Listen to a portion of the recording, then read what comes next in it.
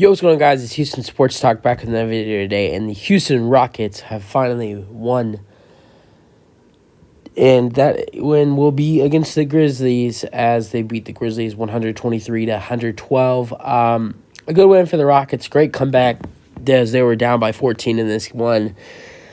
I mean, do we want to see this team winning? Not so much. I mean, we want to get a top 4 overall pick this year. Most likely probably 1 to 2 in that area again.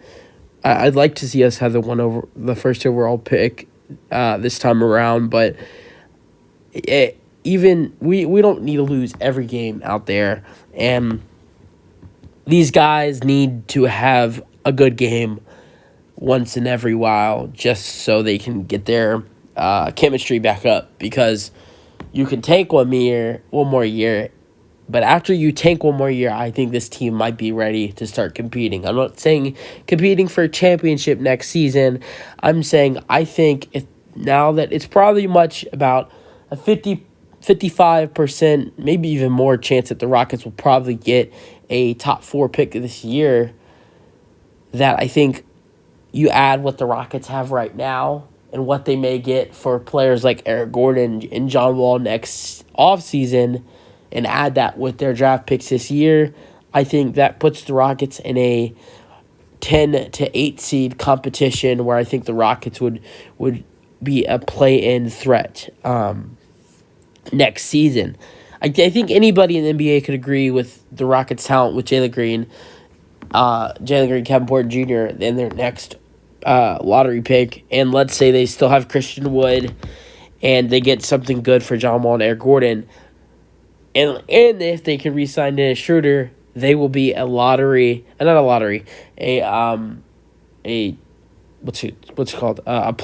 threat. So a 10 to 8 seed. I know the play-in is 10 to 7. I just don't see this team being a 7 seed next season.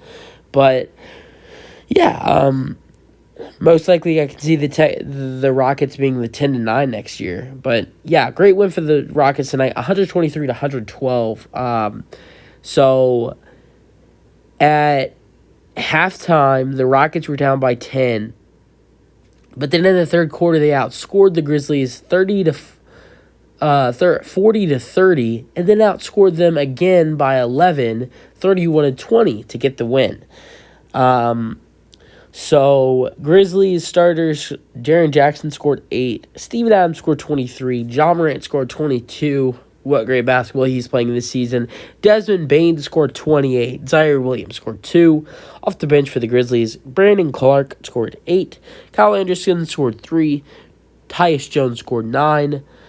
John Conker scored 4. De'Anthony Melton scored 5.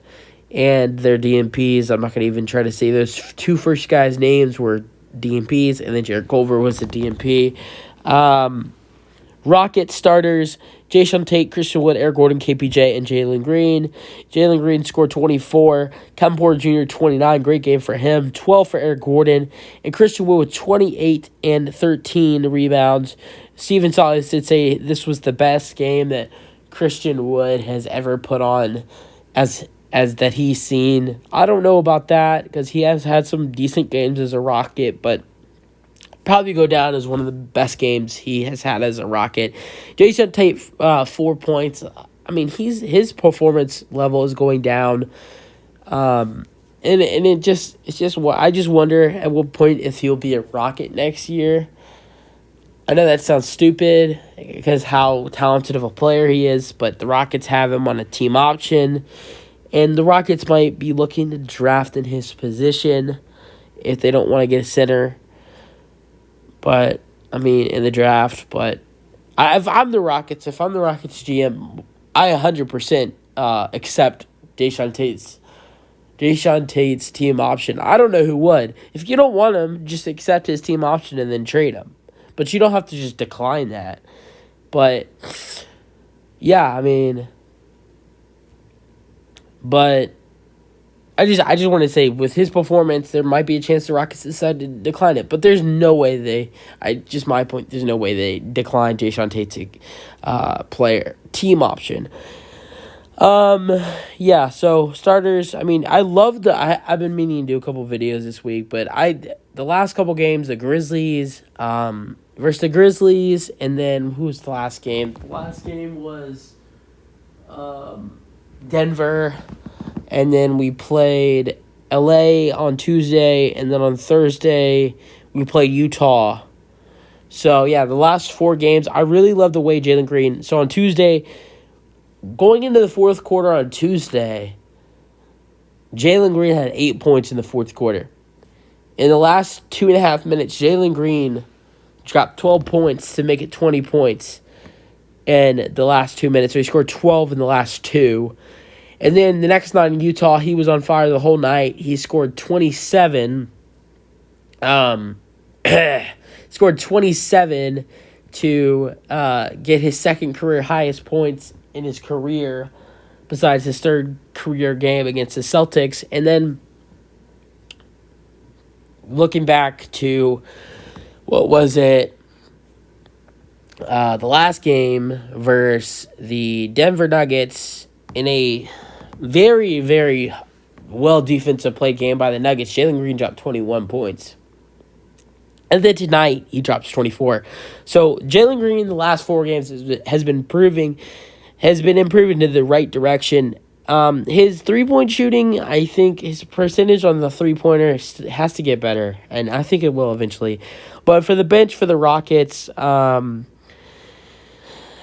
KJ Martin, 2 points. I love the way he's been playing recently, but just not a great game for KJ. Love the way he played last game versus Denver. Love the way he played versus Utah. I don't really remember how he. I didn't really watch most of the Clippers game on Tuesday, besides the fourth quarter where Jalen Green popped off, by the way. But yeah, but besides tonight, and I don't know how he played on Tuesday, last game, and Thursday or Wednesday, whatever it was, versus Utah, KJ Martin had 2 great games. So he's been playing really good lately. Sengun, 6 points. He hasn't been playing that great lately either. I want to see him step up. And yeah, I mean, Garrison Matthews, 10 points. He's still playing really good. He's just not playing to the point where we call him Gary Bird and all those nicknames. He's still playing really good, but just not to the point where, like, I used to view him like when the Rockets were in that like 10-game winning streak, whenever it was, actually winning games earlier in the season.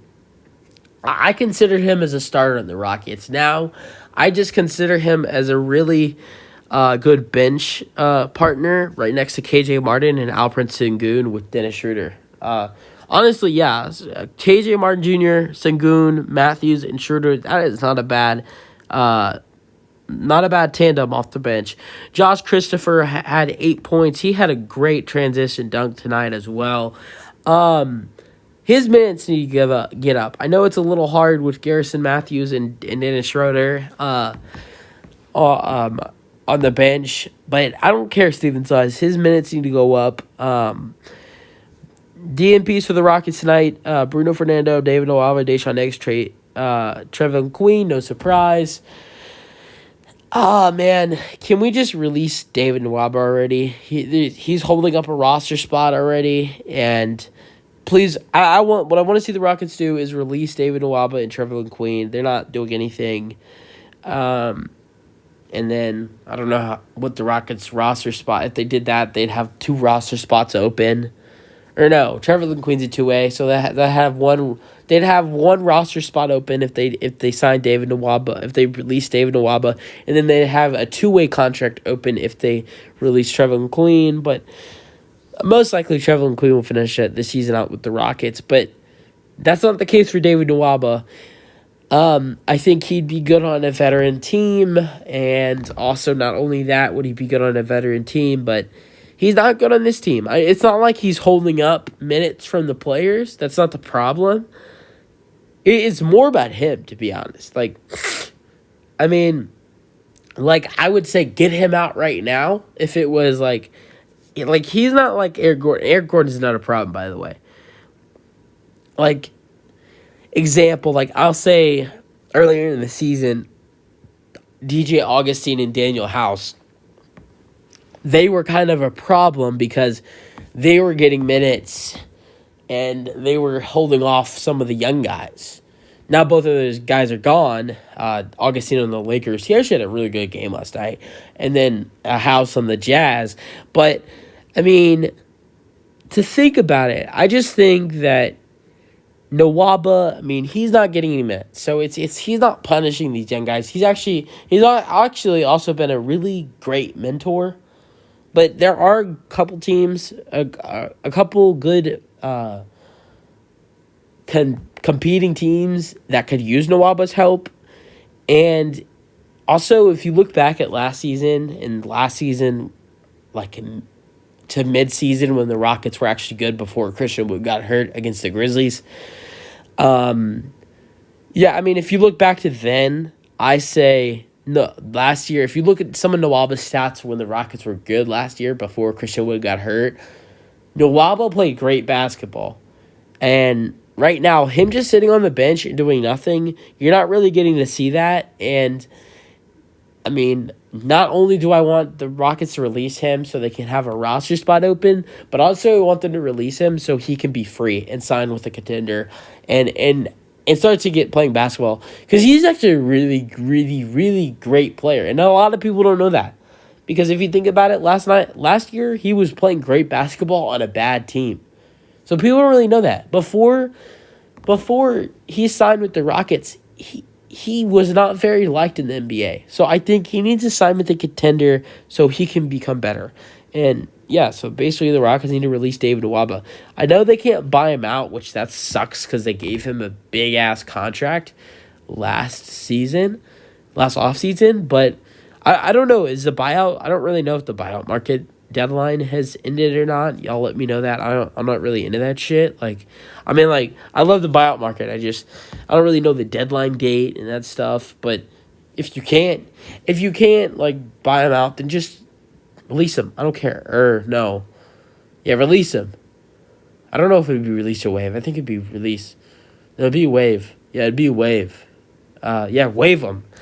Just please for your roster and his sake. In his career, please release David Nwaba or waive David Nwaba. So yeah, what a great win for the Rockets. We don't want to see more of those. I know Rockets fans, we don't want to see more of those because we do want to get that draft pick. I do know I want to secure that draft pick because I know probably most of y'all that watched me at this June sometime last year, I was very, very, very worried that we would not be able to get a top 4 pick. Because if we didn't get that top 4 pick and it went 5, imagine if we got the 5th overall pick and the Raptors didn't, then basically the Thunder would have gotten our pick. So I was very nervous this year. So this year I just want to, I don't care. It doesn't have to be 1. I just want to guarantee that we have because someone told me that if we won't get a top 4 overall pick this year, that if it gets to 5 again this year, then the Thunder get it again. So my ass is so worried. But yeah, I just want to secure a top 4 pick. If we get 4, I'm happy. I know that sounds weird. If we get 3, I'm happy. If we get 2, I'm happy. If we get 1, I'm thrilled. Yeah, if we're down to 2-1. And when we get 2, I might be a little upset at the moment. I'm just grateful that we're in that top 4. But, yeah. Great win for the Rockets. Let me know what y'all think about this win. We don't want too many more of these, like I said, for draft reasons. But it would be nice to see the Rockets maybe get, I would say, I'd like to see them get to 20 wins this season. So get 4 more wins as a team this year. To just move up your team chemistry and all that stuff to build as a culture. Yeah, and for the fans. But yeah, that's it for the video. Let me know what y'all thought about this game, and peace out. Go Rockets.